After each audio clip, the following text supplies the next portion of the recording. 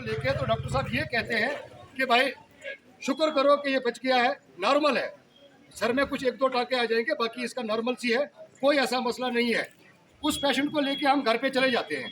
जब घर 3 या 4 दिन वो घर पे बैठता है, 4 दिन तक उसकी तकलीफ और बढ़ जाती है, क्योंकि पसलियों में उनके फ्रैक्चर था, वो तकलीफ बढ़ जाती है।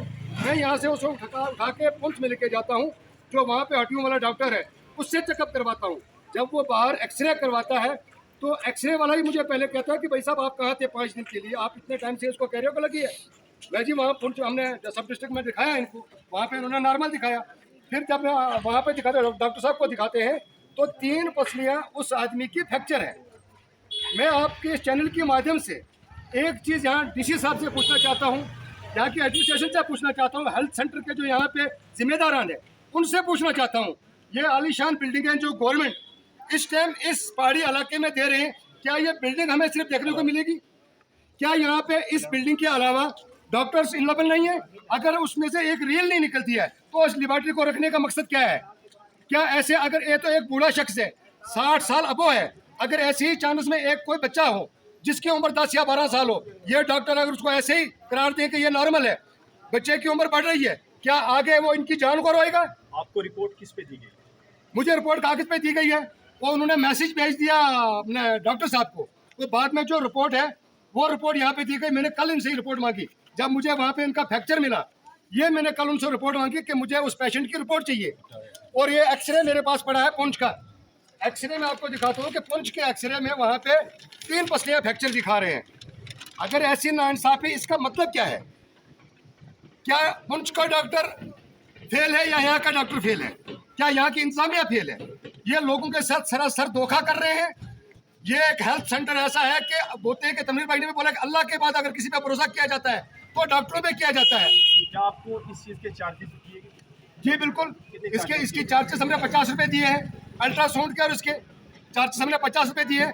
चार्जेस का कोई मकसद नहीं, अगर वो चार्जेस ले रहे हैं हमसे अंदर, लेकिन कम से कम एक पेशेंट को एक रिपोर्ट तो सही मिले कि भाई इसका मामला क्या है।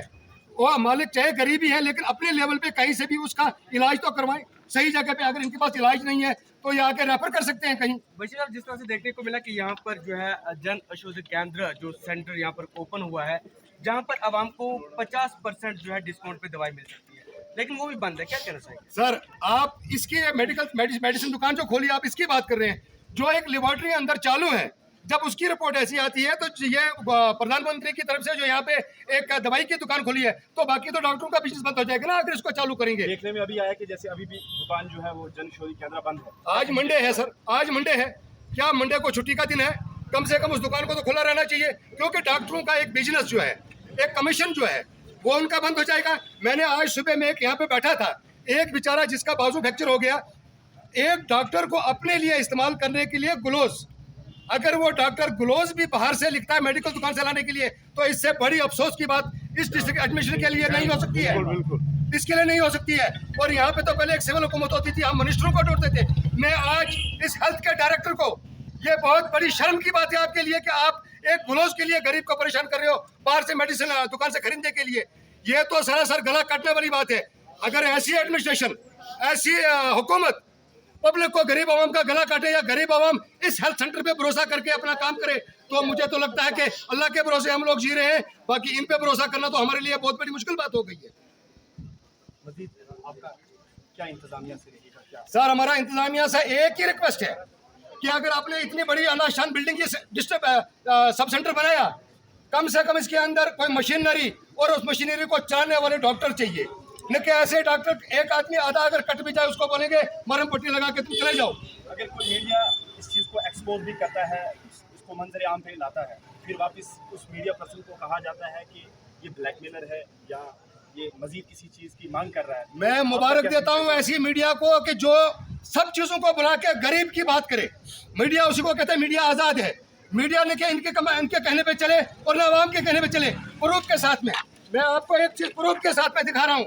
मैं डीसी साहब से रिक्वेस्ट करता हूँ, और सीएमओ कौन है आज, मैं उससे एक रिक्वेस्ट करता हूँ कि आप आइए, ये प्रूफ को देखो। इस प्रूफ को देखने के बाद मुझे इस चीज़ का जवाब चाहिए मीडिया के अंदर, क्योंकि एक आदमी को कोई वहाँ पे संभालने वाला नहीं है।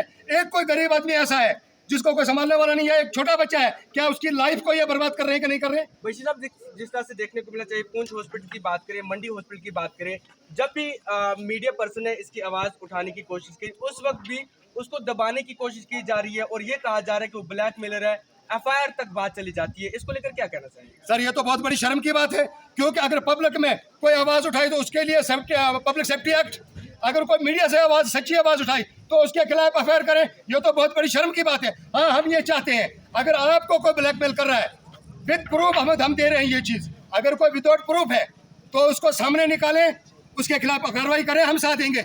वरना अगर हमारे पास प्रूफ है, मैं डीसी साहब से रिक्वेस्ट करता हूँ कि आपके हैंड ओवर स्टम्प डिस्ट्रिक्ट है, इस टाइम कोई सिविल हुकूमत नहीं है, आपके हाथ में डिस्ट्रिक्ट है। डीसी साहब मैं आपसे रिक्वेस्ट करता हूँ कि इसकी प्रूफ करें, अगर ये रिपोर्ट गलत है, हम गलत कर रहे हैं तो हमारे खिलाफ एफआईआर करें, वरना इन लोगों के खिलाफ एफआईआर करें और इस हॉस्पिटल को बंद करें, गरीब आवाम को परेशान न करें यहाँ पे।